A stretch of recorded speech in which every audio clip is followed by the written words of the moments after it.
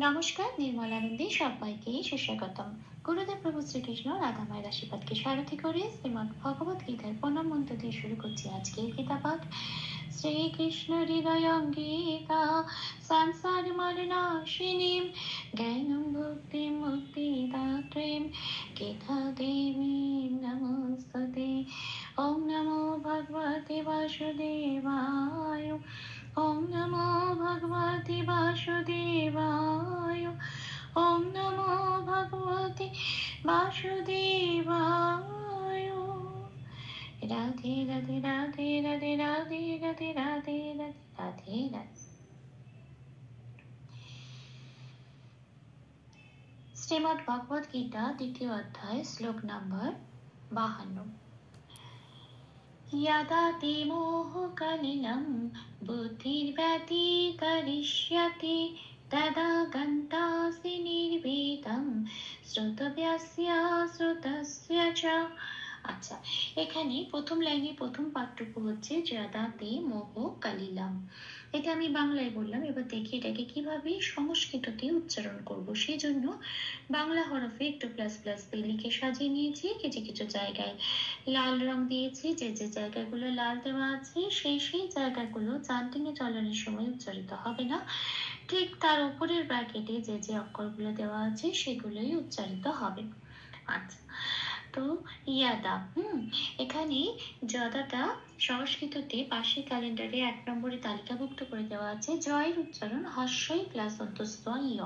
তো এখানে যেহেতু যদা আছে তাহলে জয় আমি লাল দিয়েছি, তার কারণ জটা বাংলায় জ বলে বলতে পারবো না, সংস্কৃত উচ্চারণ করার সময় এটাকে ইয় বলতে হবে, সেই জন্য উপরের ব্র্যাকেটে হস্যই প্লাস অন্তস্থ দেওয়া হয়েছে। তাহলে এটা উচ্চারণটা হবে ইয়াদা। তেটা যেমন আছে তেমন থাকবে। আচ্ছা, পরের শব্দ মোহ কালিলাম, সেক্ষেত্রে মোহটা যেমন আছে তেমন, কালি যেমন আছে তেমন, লং এ অনুস্বর আছে, শব্দের শেষে অনুস্বর থাকলে সংস্কৃততে 4 নম্বরে তালিকাভুক্ত করে দেওয়া আছে, ময় হসন্ত দিয়ে সেটা প্রতিস্থাপিত হয়ে যায়। কাজে এটা হয়ে যাবে লম। ইয়াদা তে মোহ কালিলাম, এটা আসি পরের শব্দে বুদ্ধির ব্যতিদারিষ্যতি, এটা হচ্ছে পরের শব্দ। আচ্ছা, এখানে বুদ্ধিটা কিভাবে সংস্কৃততে উচ্চারণ করব, এখানে দেখতে হবে বয়ের উচ্চারণ এমনিতে সংস্কৃততে ও প্লাস অ বলতে হয়, কিন্তু এখানে সেটা বলবো না। কেন? কারণ একটু লক্ষ্য করলে দেখা যাবে যে বয়ের পেটটা কাটা, যে যে বয়ের পেটটা কাটা থাকবে সেক্ষেত্রে বয়ের উচ্চারণ একদম বাংলা বয়ের মতো হবে, সেক্ষেত্রে এখানে বুদ্ধির উচ্চারণটা বয় হস্যই হবে।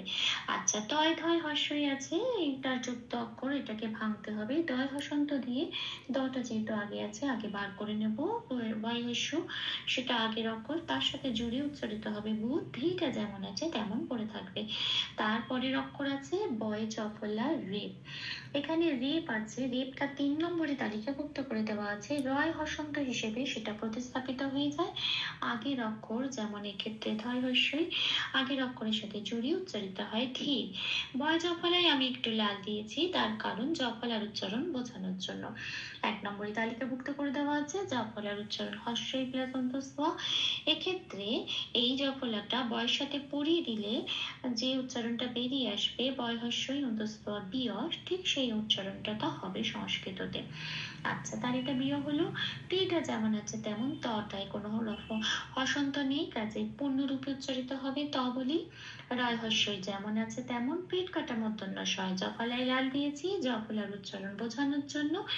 এই যে জফলাটা হস্যই প্লাস অন্তঃস্থ, একই রকম ভাবে পেট কাটা মূর্ধন্য ষয় হস্যের সাথে পড়িয়ে দিলে যে উচ্চারণটা বেরিয়ে আসবে শিয়, এক্ষেত্রে সেটাই হবে তার হস্যই টিটাও ঠিক তেমন। তাহলে এই শব্দটা কি পেলাম, বুদ্ধির ব্যতীত ঋষ্যতি। এটা আসি পরের লাইনে তদা গন্তাসি নির্বেদং, এটা বাংলায় বললাম, এবার দেখি এটাকে সংস্কৃততে কিভাবে উচ্চারণ করব। তদাটা যেমন আছে তেমন। আচ্ছা, গন্তাসিতে যুক্ত অক্ষর আছে, ন আগে আছে, নটায় হসন্ত লাগিয়ে বের করে আনবো, আগের অক্ষর গয়ের সাথে জুড়ে উচ্চারণ করব গণ।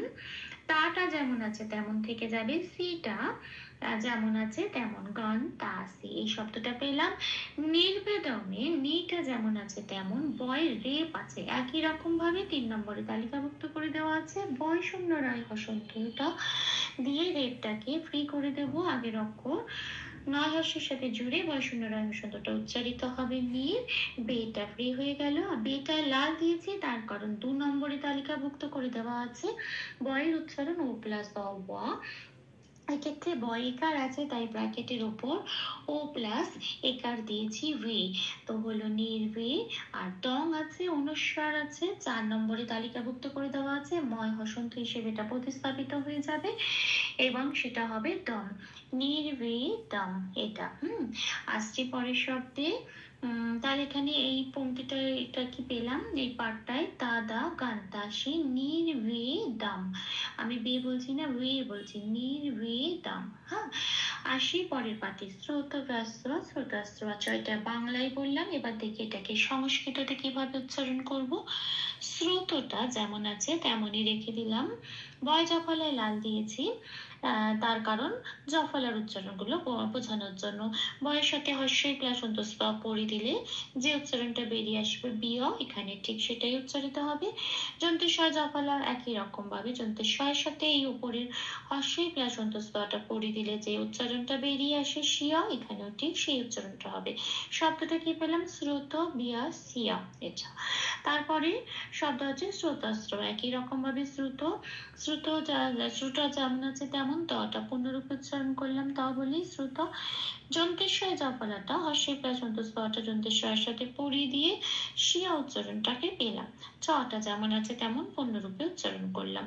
তাহলে শব্দটা এই পংক্তিটা কি পেলাম শেষে, স্রোত বিয়াসিয়া শ্রুত সিয়া চ। এটা ভুল ত্রুটি ক্ষমা করে দেবেন, অনুশীলনের সুবিধার জন্য 3 বার করে চান্ট করে দেওয়ার চেষ্টা করলাম। यदा ते मोहकलिलं बुद्धिर्व्यतितरिष्यति तदा गन्तासि निर्वेदं श्रुतव्यस्य श्रुतस्य च। यदा ते मोहकलिलं बुद्धिर्व्यतितरिष्यति तदा गन्तासि निर्वेदं श्रुतव्यस्य श्रुतस्य च। यदा ते मोहकलिलं बुद्धिर्व्यतितरिष्यति तदा गन्तासि निर्वेदं श्रुतव्यस्य श्रुतस्य च। राधे राधे राधे राधे राधे राधे राधे राधे राधे राधे तप्त कांचन गौरांगीं राधे वृंदावनेश्वरी विश्वभानुसुते देवी तां प्रणमामि हरे प्रेम। প্রভু ও শ্রী রাধা মায়ের কৃপা দৃষ্টি আমাদের সবার উপর বর্ষিত হোক। ধন্যবাদ, আপনাদের উৎসই আমার অনুপ্রেরণা। আমার সকল ভুল ত্রুটির ক্ষমা প্রার্থনা প্রভুর চরণে অর্পণ করলাম। ওম কৃষ্ণায় বাসুদেবায় হরয়ে পরমাত্মনে প্রণত ক্লেশনাশায় গোবিন্দায় নমো নমঃ। শ্রীকৃষ্ণার্পণমস্তু। জয় শ্রীকৃষ্ণ।